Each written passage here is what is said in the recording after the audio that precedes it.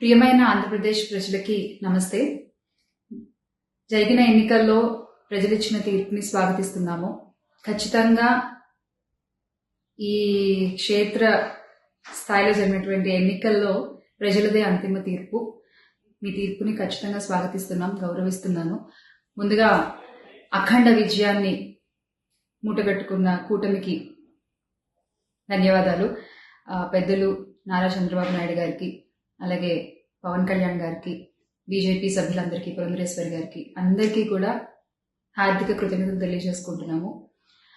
అలాగే వైసీపీ గెలుపు కోసం కష్టపడ్డ ప్రతి కార్యకర్తకి, ప్రతి ఒక్కళ్ళకి, వైసీపీ కుటుంబం మొత్తానికి కూడా పేరు పేరున ధన్యవాదాలు. ఎస్, ఓడిపోయాము, కానీ ఒకటి గుర్తుపెట్టుకోవాలి, గెలిచిన నాడు ఎప్పుడూ విర్రవీగలేదు విజయ గర్వంతో. ఓడిపోయిన నాడు ఏనాడు కూడా కుంగిపోలేదు.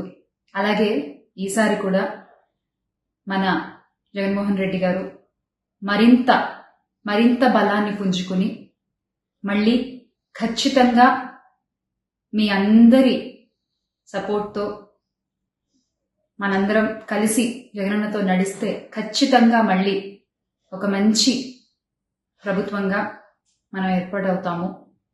దేవుడిపై నమ్మకం ఉంచి ప్రజలకి మంచి జరగాలని కోరుకుంటూ, ఎస్, ఎప్పటికీ జగనన్నతోనే అందరం కలిసి నడుద్దాము, మంచి చేద్దాం. ఏదైనా ప్రజలకి మంచి జరగడం ముఖ్యం. ఈ 5 ఏళ్లు కూడా ఆంధ్రప్రదేశ్కి ఎంత మంచి జరగాలో అంత మంచి జరగాలని మనస్ఫూర్తిగా కోరుకుంటున్నారు. థ్రెటనింగ్ కాల్స్ గురించి వచ్చేసరికి, ఎస్, చాలా కాల్స్ వస్తున్నాయి, చాలా బెదిరిస్తున్నారు. ఒక రకమైన భయంగానే ఉంది నాకు కూడా. కానీ ఏంటంటే ఒకటే చెప్పాలండి, నేను మీకు ఒకటి నచ్చుతుంది, నాకు ఒకటి నచ్చుతుంది, అలా అని చెప్పి మీకు నచ్చింది నాకు నచ్చిందని చెప్పి మీరు బతకడానికి వీల్లేదు అంటే ఇది చాలా అన్యాయం అన్న, చాలా అన్యాయం. సో ప్లీజ్, దయచేసి ఏది కూడా వ్యక్తిగతంగా తీసుకోవద్దు. నేను వ్యక్తిగతంగా ఎవరిపైన విమర్శలు చేయలేదు, చెయ్యను కూడా. ఎప్పటికీ నాకు చాలా గౌరవం.